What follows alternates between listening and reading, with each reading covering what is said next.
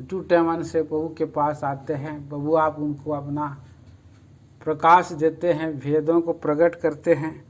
सदा सर्वदा का आशीष प्रभु आप उन्हें दे करके आनंदित करते हैं। प्यारे पिताजी, इसके लिए हम धन्यवाद देते हैं। प्यारे प्रभु, इस समय कुछ विचार दीजिए। आयोग निकम्मे दास को पीछे करे, मनुष्य के शब्द मनुष्य के ज्ञान को निकाले। पवित्र आत्मा प्रभु आप हमसे स्वयं बोल बातें करें, दया कर, अनुग्रह कर। सच्चे परमेश्वर आपका महिमा का, आपका प्रभु कारण बनाए। हे हमारे ईश्वर के पिताजी, इसके लिए हम धन्यवाद देते हैं, आराधना करते हैं। प्रभु जी यिर्मयाह 1:9 और लूका 12:12 के अनुसार बातें करें। महिमा गौरव आप में प्रार्थना लाते हैं। प्यार प्रभु यीशु मसीह के नाम में सुनिए, स्वर्ग राज में ग्रहण करें पिताजी, आमीन।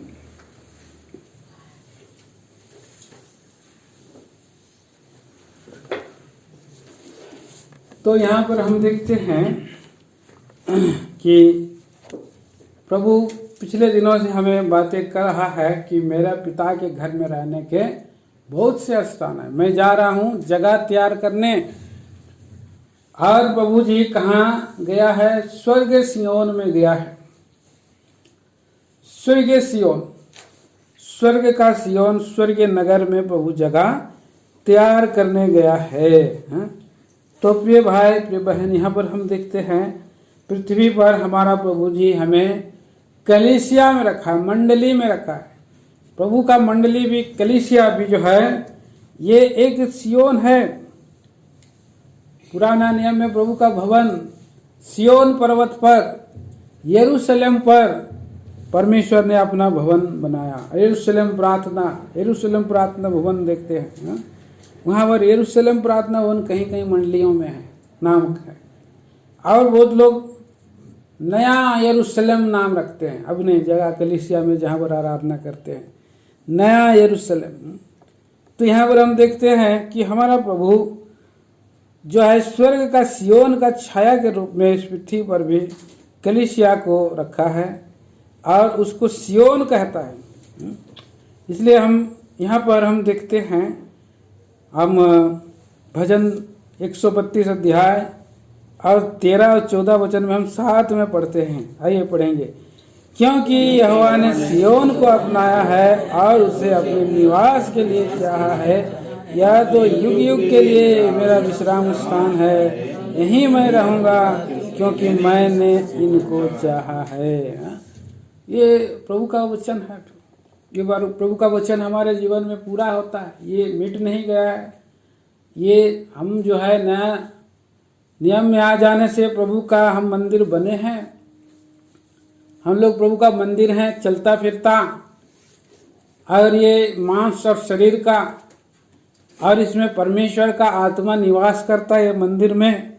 इसलिए प्रभु ने बोला कि इस मंदिर के विषय में तुम पवित्र बनो और जैसे मैं पवित्र हूँ। और प्रभु ने बोला कि जो मेरे मंदिर को नाश करेगा मैं उसको नाश करूँगा, क्योंकि मेरा मंदिर पवित्र है और वो मंदिर तुम हो। बोला प्रभु अपने देह के मंदिर के विषय में बोल रहा है। लेकिन जब हम प्रभु का घर में आते हैं, हम सभी एक जगह जमा होते हैं, तो भी ये एक बड़ा मंदिर है, जिसको हम पुराना नियम में सियोन रूपी मंदिर को हम कह सकते हैं, जिसको हम नया नियम में कलीसिया कहते हैं।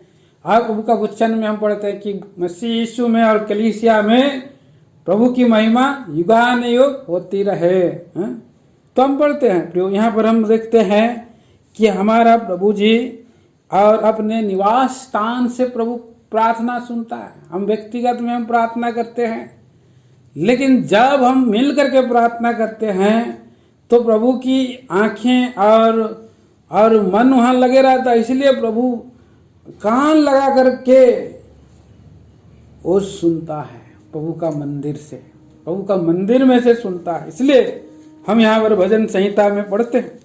भजन संहिता के पुस्तक में 18 अध्याय में हम देखते हैं, भजन संहिता 18 अध्याय में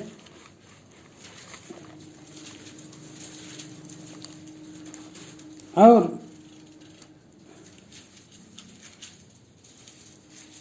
4 वचन से पढ़िए, 4 वचन से 6 वचन तक। मृत्यु की रस्सियों से मैं चारों ओर गिर गया हूँ और अधर्म की बाढ़ ने मुझको भयभीत कर दिया। हाँ पाताल की रस्सियां मेरे चारों ओर थी हाँ और मृत्यु के फंदे मुझ पर आए थे। अपने संकट में मैंने यहोवा परमेश्वर को पुकारा। अपने संकट में मैंने यहोवा परमेश्वर को पुकारा। मैंने अपने परमेश्वर की दुहाई दी। मैंने अपने परमेश्वर की दुहाई दी। और उसने अपने मंदिर में से मेरी बात सुनी। हाँ। और मेरी दुहाई उसके पास पहुंचकर उसके कानों में पड़ी। परमेश्वर का मंदिर में, प्रभु के निवास स्थान में, परमेश्वर का मंदिर में जाके उसने प्रार्थना किया है। परमेश्वर का मंदिर में वो प्रभु का लोग जो है गया है। यहाँ पर दाऊद भी गया है। इसलिए प्रभु का वचन में हम पढ़ते हैं। भजन संहिता के 29 अध्याय में हम पढ़ते हैं। भजन संहिता 29 अध्याय और 9 वचन। यहोवा की वाणी से हरिणियों का गर्भपात हो जाता है और अरण्य में पतझड़ होता है और उसके मंदिर में सब कोई महिमा ही महिमा बोलता रहता है। परमेश्वर का मंदिर में महिमा ही महिमा बोलता। दूसरा इतिहास में जब 7 अध्याय में हम पढ़ते हैं, वहाँ पर लिखा है कि कैसे, वहाँ पढ़ते हैं कि मेरी आँखें और मेरा मन लगे रहेगी कि यहाँ पर लोग प्रार्थना करें। देखिए दूसरा इतिहास। अब मैंने इस भवन को अपनाया हाँ। और पवित्र किया कि मेरा नाम सदा के लिए इसमें बना रहे। मेरी आंखें और मेरा मन दोनों नित्य यहीं लगे रहेंगे। कितना पद? 7 का 16।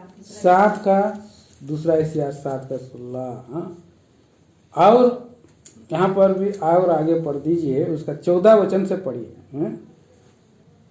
तब यदि मेरी प्रजा के लोग जो मेरे कहलाते हैं दीन होकर प्रार्थना करे और मेरे दर्शन की खोजी होकर अपनी बुरी चाल से फिरे, तो मैं स्वर्ग में से सुनकर उसका पाप क्षमा करूंगा और उनके देश को ज्यों का त्यों कर दूंगा। और 5, 15, 16। अब से जो प्रार्थना इस स्थान से की जाएगी उस पर मेरी आंखें खुली और मेरे कान लगे रहेंगे। हाँ, तो प्रभु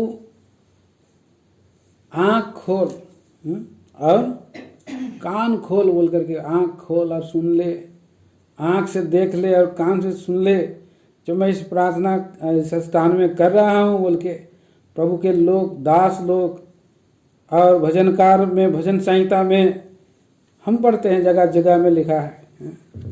और इसलिए हमारा प्रभु परमेश्वर पवित्र स्थान में जब हम एक जगह इकट्ठा हो जाते हो, बड़ी कलीसिया मंडली और प्रभु का सियोन कहलाता है और वहाँ प्रभु का उपस्थिति रहता है। भजन 132 अध्याय और इसलिए 13-14 वचन में पढ़ते हैं कि यहोवा ने सियोन को अपनाया है और उसे अपने निवास के लिए चाहा। ये तो युग युग के लिए मेरा विश्राम स्थान है। प्रभु का विश्राम स्थान, प्रभु के लोगों के बीच में प्रभु यहाँ से प्रार्थना सुनता है। मैं यहीं रहूँगा बोला, मैं यहाँ चाह। तो इस सियोन को क्या करना है? प्रभु का लोगों को बनाना है। इस सियोन मंदिर में प्रभु को लेके आना है। प्रभु वहाँ पर रहे बोल करके यहाँ इसने जो है क्या किया है, दाऊद प्रयत्न कर रहा है, प्रार्थना कर रहा है। प्रार्थना और प्रयत्न करना है। छोटा छोटा हमें प्रभु मंदिर बनाता है और जब हम प्रभु का नज़दीकी में हमें ले आता है, कलीसिया में ले आता है, तो हम बड़ा मंदिर में शामिल करता है। उसने एक निवास स्थान बोल करके और प्रयत्न कर रहा है। भजन 132 का और 3 और 4 में हम पढ़ते हैं, निश्चय मैं उस समय तक अपने घर में प्रवेश ना करूंगा और ना अपने पलंग पर चढ़ूंगा, हाँ, ना अपने आंखों में नींद और ना अपने पलकों में झपकी आने दूंगा, जब तक मैं यहोवा के लिए एक स्थान अर्थात याकूब के सर्वशक्तिमान के लिए निवास स्थान ना पाऊं। उसको परमेश्वर का मंदिर के लिए जलन है, परमेश्वर का निवास स्थान के लिए उसको जलन है। इसलिए उसके हृदय में इतना बड़ा चाहत है, मन को प्रभु देखता है। यहाँ पर हम देखते हैं इसी मन के अनुसार यही विचार रखा है, इसी मन का विचार के कारण प्रभु ने उसे बहुत बड़ा प्रतिज्ञा किया। यही विचार था, परमेश्वर का निवास स्थान को मैं बनाऊंगा, परमेश्वर का निवास स्थान को बड़ा करूंगा, बनाऊंगा बोल के यही विचार जब उसने रखा था तो परमेश्वर ने उसको क्या किया है, अटल वाचा बांधा है। दूसरा सामुएल में हम पढ़ते हैं इसको, दूसरा सामुएल और 7 अध्याय, दूसरा सामुएल 7 अध्याय और यहाँ पर हम पढ़ते हैं 2 पद में। तब राजा नातान नामक भविष्यवक्ता से कहने लगा, देख मैं तो देवदार के बने हुए घर में रहता हूँ, हाँ, परंतु परमेश्वर का संदूक तंबू में रहता है। वो उसके अंदर में याद आया, उसने परमेश्वर के घर में युद्ध करने के बाद आया, शत्रुओं से परमेश्वर ने उसे विश्राम दिया। वो देख रहा है अपना घर में पलंग पर सोया सोया, और देखते हुए उसने बोल रहा है कि देवदारू के बने हुए घर में मैं रहता हूँ, परंतु मेरा परमेश्वर का विश्राम स्थान नहीं है। मेरा प्रभु तंबू में रहता है, अप्रेता और प्राइम में रहता है। बोला भजन संहिता 132 अध्याय में हम देखते हैं, वहां पर अप्रेता और एप्राता के हमने उसके वनों के खेतों में पाया है। हाँ, 6 वचन में लिखा है ना, भजन 132 का 6 में। देखो हमने अप्राता में इसकी चर्चा सुनी है, हमने इसको अपने खेतों में पाया है। वो अप्राता, हाँ, फिलिस्तीन लोगों ने खदेड़ करके लेके संदूक को लूट के ले गया था। बाद में वहां पर उस संदूक में से परमेश्वर ने कितना लोगों को मारा, तो लोग ला करके अप्राता में छोड़ दिया था, रास्ता में छोड़ दिया था, जंगल के खेतों में छोड़ दिया था। वहां पर लोग देखभाल कर रहे थे वहां पर। तो उन्होंने यहाँ पर दाऊद अभी आया है, और काफी दिन तक राजा साउल ने और किसकी खोज नहीं की, भवन का विषय में कोई खोज नहीं, ना परमेश्वर के विषय में खोज किया, ना उसने भवन के विषय में खोज किया है। हाँ, कोई खोज नहीं किया, न भवन के विषय में और ना वो वहाँ पर परमेश्वर के विषय में खोज किया। लेकिन इसके कारण उसके बाद दाऊद राजा बना, वो मर गया, परमेश्वर को पहला स्थान नहीं दिया, वो मर गया। तो उसके बाद दाऊद राजा बना, और अभी बोल रहा है, देख मैं तो देवदारों के बने हुए घर में रहता हूँ, परंतु परमेश्वर का संदूक में रहता है। तो उसके मन में एक विचार, इसी विचार के कारण प्रभु ने उसे और खुश हो गया। इसी के कारण प्रभु ने बोला, क्या बोला यहाँ 15 पद में, मैं इसमें की भोजन वस्तु, दूसरा सामुएल 7 का 15 वचन। परंतु मेरी करुणा उस पर से ऐसे न हटेगी जैसा मैंने शाऊल पर से हटा ली थी, हाँ, और उसको तेरे आगे से दूर किया था। ये 16 भी, वरन तेरा घराना और तेरा राज्य मेरे सामने सदा अटल बना रहेगा, सदा अटल बना रहेगा। हाँ, तेरी गद्दी सदैव बनी रहेगी। हाँ, तो यहाँ पर उसने जब परमेश्वर का लिए, परमेश्वर के भवन के लिए एक विचार की, एक चिंता किया, उसके इसलिए प्रभु ने खुश हो गया, और उसने एक प्रतिज्ञा किया, मैं एक दीपक दूंगा तेरा इस सेवा को, तेरा राज्य के लिए एक दीपक दूंगा, एक निज तेरा बेटा होगा, और वही तुम्हारा बेटा जो है मेरा घर बनाएगा, और मैं उसकी राजगद्दी को सदैव स्थिर रखूंगा। वो कौन है? प्रभु यीशु मसीह। दाऊद के वंश में से प्रभु यीशु मसीह जन्म लिया, और दाऊद के कुल को बनाए रखा। यहाँ पर हम भजन संहिता 132 अध्याय और 17 वचन में पढ़ते हैं। भजन संहिता 132 का 17, वहाँ मैं दाऊद का एक सिंह उगाऊंगा। हाँ, मैंने अपने अभिषिक्त के लिए एक दीपक तैयार कर रखा है। हाँ, एक दीपक, यहाँ पर एक दीपक तैयार कर रखा है। हमारा और वंश में एक दीपक लगे, दीपक रहे, एक चिराग जलता रहे बोल करके लोग बोलते हैं, है कि नहीं? हाँ? तो यहाँ पर परमेश्वर ने उसको गद्दी में बैठने के लिए अपने बेटे को उसने जो है, और सुलेमान राजा बना, लेकिन सुलेमान का द्वारा दाऊद नहीं आया। यीशु मसीह नहीं आया। सुलेमान, नातान के द्वारा, उसका जो दूसरा बेटा था नातान था, उसके द्वारा प्रभु यीशु मसीह जन्म। यहाँ पर हम देखते हैं कि कैसे हमारा प्रभु यीशु मसीह पृथ्वी पर आया।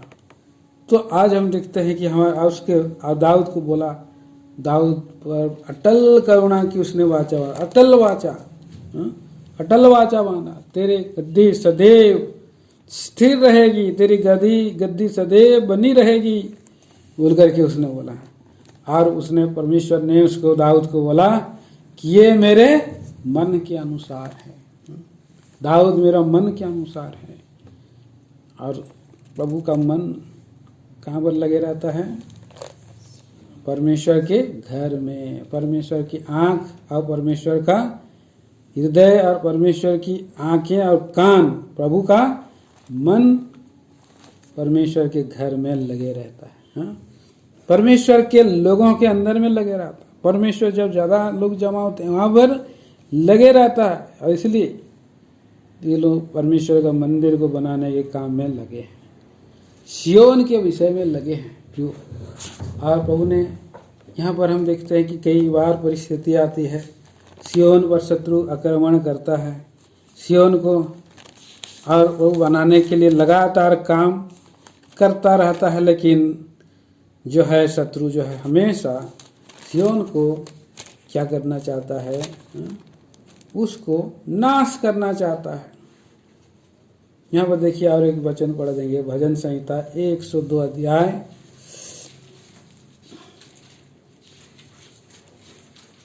102 अध्याय का 13 और 14 वचन।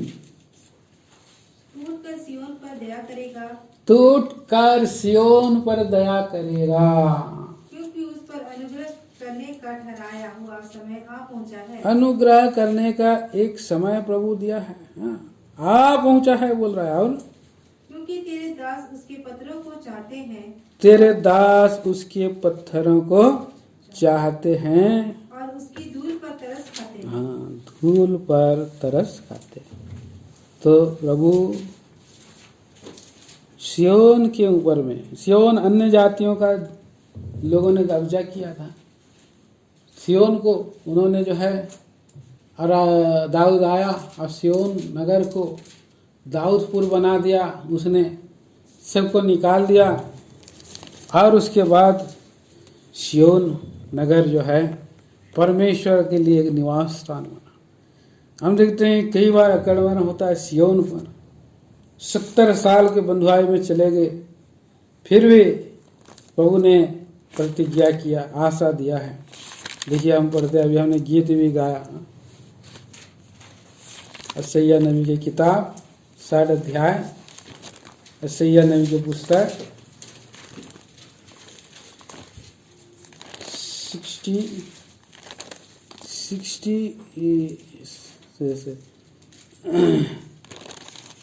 62 अध्याय का एक वचन। सियोन के निमित्त मैं चुप न रहूंगा, सियोन के निमित्त मैं चुप न रहूंगा, और यरूशलेम के निमित्त चैन न लूंगा, हाँ, जब तक कि उसकी धार्मिकता प्रकाश के समान और उसका उद्धार जलती हुई मशाल के समान दिखाई ना दे। प्रभु भी जो है सियोन के लिए चिंता कर रहा है।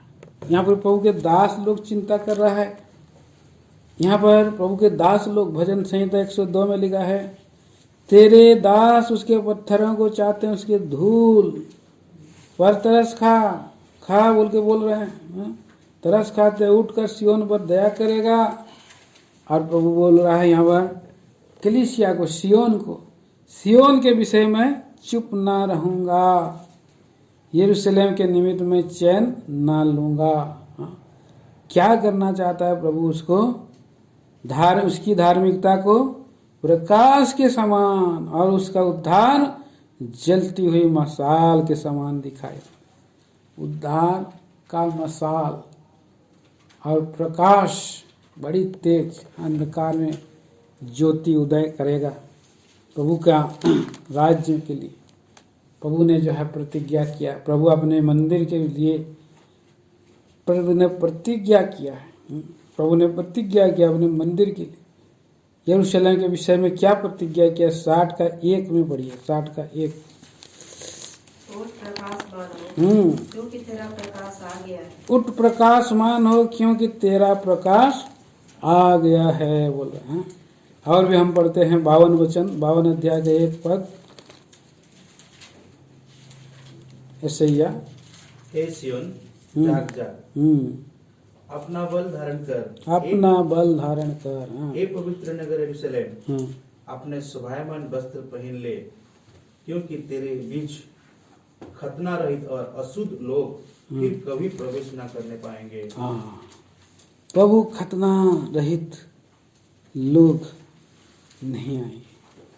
तो यहाँ पर सियोन पर प्रभु जो है दया करना चाहता है। प्रभु का घर पर वो दया करना चाहता है, सियोन पर दया करना। और भी एक वचन पढ़ें, एहेजकेल 36 अध्याय का 11 वचन। एहेजकेल की किताब 36 अध्याय 11 वचन।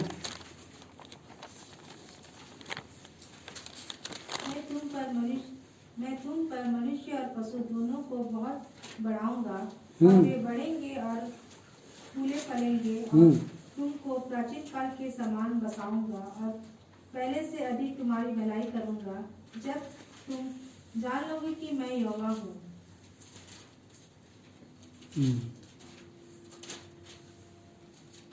तो प्रभु ने सियोन के को दृष्टि दिया है।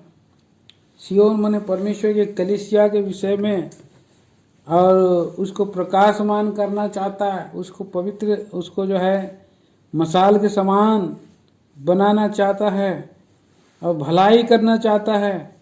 और इसलिए प्रभु ने यह प्रतिज्ञा दिया है। 12 पद भी पढ़िए, 12 पद में आगे पढ़ते जाएं। मैं ऐसा करूंगा कि मनुष्य अर्थात मेरी प्रजा इस्राएल तुम पर चले फिरेगी, और वे तुम्हारी स्वामी होंगे, और तुम उसका निज भाग होगे, और वे तुम्हारे कारण निर्वस्त्र न हो जाएंगे। आगे परमेश्वर यहोवा यूं कहता है, जो लोग तुमसे कहा करते हैं तू मनुष्य का खाने वाला है, और अपने पर बसी हुई जाति को निर्वस्त्र कर देता है। तो हम देखते हैं कि पिछले दिनों में प्रभु ने हमको प्रॉमिस किया है। जकरिया की किताब में भी हमने पढ़ा, जकरिया की किताब 2 अध्याय। आइए जकरिया की किताब में हम देखते हैं 2 अध्याय में प्रभु ने प्रतिज्ञा किया।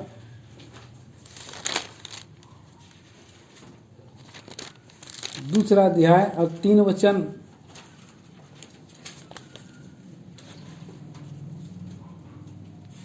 तब मैंने क्या देखा कि जो मुझसे बातें करता था वह चला गया, और दूसरा दूत उससे मिलने के लिए आकर उसे कहता है, दौड़कर इस जवान से कह, यरूशलेम मनुष्य और घरेलू पशुओं की बहुतायत के मारे शहरपनाह के बाहर भी बसेगी। हाँ, फिरी नहीं, भी बसेगी। भी बसेगी। आगे यहोवा की यह वाणी है कि मैं आप उसके चारों ओर आग की सी शहरपनाह उठाऊंगा, ठहरूंगा, और उसके बीच में तेज में होकर दिखाई दूंगा। 10 वचन से 10 वचन 10 11 हे सियोन, ऊंचे स्वर से गा ऊंचे स्वर से गा और आनंद कर, हाँ क्योंकि देख मैं आकर तेरे बीच में निवास करूंगा। निवास करूंगा। यहोवा की यही वाणी है। हाँ आगे। उस समय बहुत सी जातियां यहोवा से मिल जाएंगी और मेरी प्रजा हो जाएंगी और मैं तेरे बीच में वास करूंगा। फिर और तू जानेगी कि सेनाओं के यहोवा ने मुझे तेरे पास भेज दिया है। हाँ। और यहोवा यहूदा को पवित्र देश में अपना भाग कर लेगा। पवित्र देश में अपना भाग कर लेगा और यरूशलेम को फिर अपना ठहराएगा। हाँ। तो हम देखते हैं कि परमेश्वर यहाँ पर यरूशलेम के विषय में, सिय्योन के विषय में और जलन है उसको, प्रभु के कलीसिया सिय्योन के विषय में प्रभु को जलन है। मैं मशाल के समान और उसको उसका उद्धार मशाल के समान करूँगा बोल के। तो हमको क्या करना है? प्रभु का वचन के अनुसार प्रार्थना करना है। प्रभु बोल रहा है कि प्रार्थना करो। प्रभु बोल रहा है प्रार्थना करो। देखिए 6 वचन यशायाह नबी के पुस्तक 62 का 6। हे यरूशलेम, मैंने तेरी शहरपनाह पर पहरुए बैठाए हैं। हे यरूशलेम, मैंने तेरी शहरपनाह पर पहरुए बैठाए हैं, वे दिन रात कभी चुप ना रहेंगे। हाँ? दिन रात हो मतलब शहरपनाह में पहरुए बैठे। परमेश्वर ने प्रार्थना करने वालों को पहरुए कहता है। हाँ? प्रार्थना करते रहे दिन और रात। हे यहोवा को स्मरण करने वालों चुप ना रहो बोला है। प्रभु को चैन ना लेने दो बोला है। 7 वचन में जब तक वह यरूशलेम को स्थिर करके उसकी प्रशंसा पृथ्वी पर ना फैला दे तब तक उसे भी चैन ना लेने दो बोला है। तो हम देखते हैं कि हमारा प्रभु परमेश्वर जो है सिय्योन के लिए चिंता है। प्रभु के दास लोग बोले प्रभु आप दया कीजिए, उस पर अनुग्रह करने का ठहराया हुआ समय आ पहुंचा है। ओ क्योंकि वो तेरे पत्थरों को चाहते हैं, वो तेरे पत्थरों से प्रेम करते हैं, दया करो। तो इसलिए प्रभु सिय्योन पर क्या करेगा? दया करेगा, सिय्योन को उद्धार करेगा, फैला देगा उसका नाम। और अंत के दिनों के ये सब और प्रतिज्ञा है। प्रभु के घर के लिए प्रभु ने ये प्रतिज्ञा दिया है। प्रभु बोल रहा है अंत के दिनों में प्रभु आने वाला प्रभु है, प्रतिज्ञा किया। मीका 4 अध्याय, मीका रचित मीका की पुस्तक 4 अध्याय और 1 वचन से। अंत के दिनों में ऐसा होगा कि यहोवा के भवन का पर्वत पहाड़ों पर दृढ़ किया जाएगा और सब पहाड़ियों से अधिक ऊंचा किया जाएगा और हर एक जाति के लोग धारा के समान उसकी ओर चलेंगे और बहुत सी जातियों के लोग जाएंगे और वापस में कहेंगे आओ हम यहोवा के पर्वत पर चढ़कर याकूब के परमेश्वर के भवन में जाएं।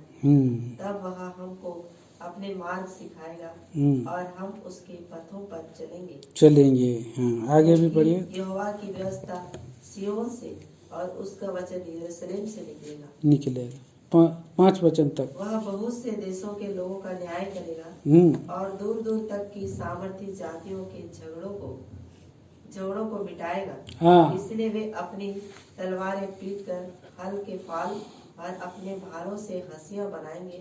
तब एक जाति दूसरी जाति के विरुद्ध तलवार फिर न चलाएगी और लोग आगे कोई युद्ध विद्या न सीखेंगे, परंतु वे अपनी अपनी दाखलता और अंजीर के वृक्ष तले बैठा करेंगे और कोई उनको डराएगा और कोई उनको ना डराएगा। सेनाओं के यहोवा ने यही वचन दिया है। यही वचन दिया। आगे सब राज्यों के लोग तो अपने देवता का नाम लेकर चलते हैं, परंतु हम लोग अपने परमेश्वर यहोवा का नाम लेकर सदा सर्वदा चलते रहेंगे। सदा सर्वदा चलते रहेंगे। प्रभु ने ये प्रतिज्ञा दी। शांति का राज्य। परमेश्वर अंत के दिनों में यहोवा के भवन का पर्वत सब पहाड़ों पर दृढ़ किया जाएगा। सब पहाड़ों पर। अब एक एक प्रभु जी राज्य एक प्रभु जी के डिस्ट्रिक्ट्स में रखा है।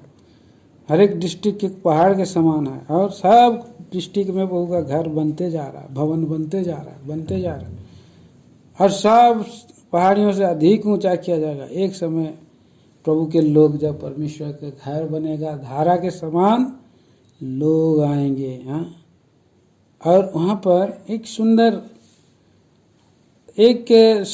भविष्य यहाँ पर कर रहा है प्रभु के लोगों के लिए। क्या करेगा? यहाँ 4 में लिखा है कि लोग आगे को युद्ध विद्या ना सीखेंगे, लड़ने वाला नहीं बनेंगे। वे लोग कैसे बनेंगे? अपनी दाखलता और अंजीर के वृक्ष तले बैठा करेंगे। दाखलता, भजन संहिता 128 अध्याय में दाखलता कौन है? उनकी स्त्री है और अंजीर का जलपाई के पेड़, जलपाई के वृक्ष, उसके जैतून के वृक्ष के समान लोग रहेंगे। अंजीर इस रीति से प्रभु के लोग जो है आशीषित होंगे। प्रभु उनको अपने घर से सदा का आशीष देता है। इसलिए परमेश्वर सियोन में रहता है, सियोन को अपना, सियोन से प्रार्थना सुनता है। सियोन के विषय में हमें चिंता होना है, सियोन के लिए हमें जो है और प्रार्थना करना है, पहरुए बन करके प्रार्थना करना, दिन रात कभी भी चुप नहीं रहना बोल के, क्योंकि प्रभु के लोग, प्रभु के दास उसकी पत्थरों पर तरस खाते चाहते हैं। तो ये सब जो है कि वचन प्रभु पूरा करे हमारे जीवन में, हमारे मंडली में, कलीसिया में, प्रभु के कलीसिया में। ये जो है कि प्रभु के देह हम लोग हैं युगानुयुग महिमा पाने के लिए। यहाँ से प्रभु बोल रहा है कि जाग जाग, जाग जाग हे सियोन, जाग जाग। मतलब लोग अभी तक सियोन के अंदर में सो रहे हैं। सियोन के अंदर में लोग सो रहे हैं, मतलब उन लोगों को प्रभु फिर से जागृत करो बोल करके प्रभु बोला कि प्रभु एक नया काम करो, उन लोगों को जगाओ जो लोग सो रहे हैं।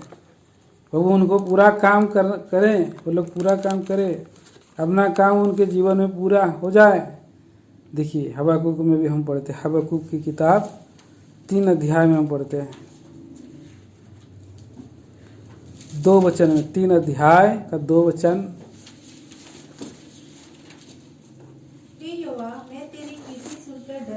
प्रभु का काम, आश्चर्य के काम सुन करके वो डर गया है। हाँ, वर्तमान युग में अपने काम को पूरा कर। पुराना समय में किस्सा अद्भुत बड़ा काम किया था, ये कीर्ति फैल गई थी, चर्चा फैल गई थी। हाँ, हाँ, बस यहाँ पर हम देखते हैं कि फैल गई थी, मतलब भाई हम सुनते हैं वहाँ पर वो लोग क्या, और पुराने समय में परमेश्वर ने क्या किया है, उसने महासागर को 2 भाग, लाल समुद्र को 2 भाग पकड़ किया और कितने कितने शत्रुओं को हराया है। येरियों की शहरपना को उन्होंने तोड़ दिया है, प्रभु उनके आगे गया है। और ये सब कीर्ति है। जब कीर्ति को जब सुनते हैं, गिदोन की कीर्ति को जब हम सुनते हैं हमारे जीवन में भी, जब हम लोग यहोशापात की उस लड़ाई को हम देखते हैं कि प्रभु ने कैसे यहोशापात के साथ व्यवहार किया और वो लोग चुपचाप थे भी, तूने बराका की तराई को क्या कर दिया। हाँ, बराका की तराई बना दिया। हाँ, आशीष की तराई बना दिया। तो और भी कितने कितने काम प्रभु ने। कीर्ति को जब हम सुनते हैं तो हमें क्या करना है, डर जाते। प्रार्थना कर रहा है फिर, हे यहोवा वर्तमान युग में अपने काम पूरा कर, हमारे जीवन में पूरा कर। इस युग में तू उसको प्रकट कर। इस वर्तमान युग में हमारे जीवन में प्रभु आप उस काम को पूरा कर, प्रकट कर। हम उस काम को पूरा करेंगे और तभी हम लोग जान जाएंगे कि हमारा परमेश्वर हमारे संग संग रहता है। क्रोध कर रहा है तो भी दया करना स्मरण कर बोल रहा है। तो इससे हमारा परमेश्वर दया करता है। सोने वालों को प्रभु जगाता है और लोग सो जाते हैं, प्रभु उनको सो जाते हैं तो प्रभु क्या भेजता है? टिड्डियों को भेजता है। देखिए, जो लोग सो जाते हैं तो प्रभु उनको टिड्डियों को भेजता है। जोएल की पुस्तक 1 अध्याय और यहाँ 4 और 5 वचन में हम पढ़ते हैं। पहले 5 वचन पढ़िए। 1 अध्याय जोएल 1 अध्याय का 5 वचन। हे मतलबी जाग उठ, लो जाग उठो। हे मत वालो, व्यक पी करके ही बहुत लोग सो जाते हैं। मत वालो जाग उठो बोला है। और रो। और हे सब दाखमधु पीने वालों, हाँ, नए दाखमधु के लिए हाय हाय करो, है करो। क्योंकि वह तुमको अब ना मिलेगा। देखो प्रभु इन दिनों में हम देखते हैं कि मतवाला हो जा रहे हैं। कई बार जो है खुमारीपन आ जा रहा है। प्रभु बोल रहा है कि खुमारीपन, नींद से जाग उठने की घड़ी आ पहुंची है। नींद से जाग उठने की घड़ी, जाग उठो बोल रहा है, रो बोल रहा है, क्योंकि टिड्डियां आ रहा है। 4 पद में पढ़िए, 4 वचन।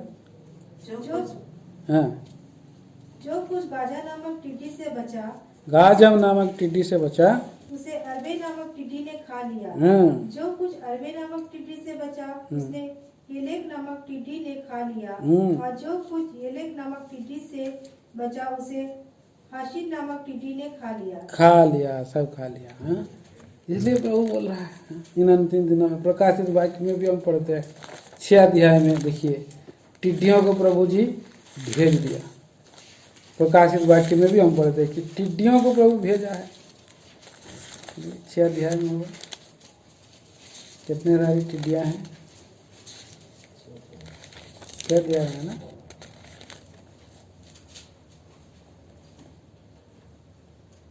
भूकंप हो गया है 6 का 12। हाँ, बड़ी। जब उसने छठवीं मोहरें खोली, नहीं, टिड्डी वाला है। भूकंप हुआ। और भूकंप हुआ।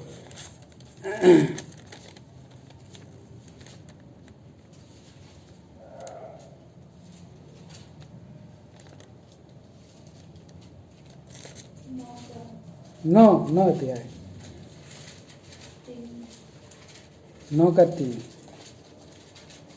उस धुएं में से पृथ्वी पर टिड्डियां निकली और पृथ्वी पर टिड्डी निकली और उन्हें पृथ्वी के बिच्छुओं की सी शक्ति दी गई। यहाँ पर टिड्डी जो है भयंकर प्रकार का टिड्डी है। भयंकर टिड्डियां निकली है। ये सब ये लोग मार डालने वाले टिड्डियां हैं। जहाँ जहाँ से टिड्डियां जब जाता है पूरा अकाल कर देता है ना। वहाँ पर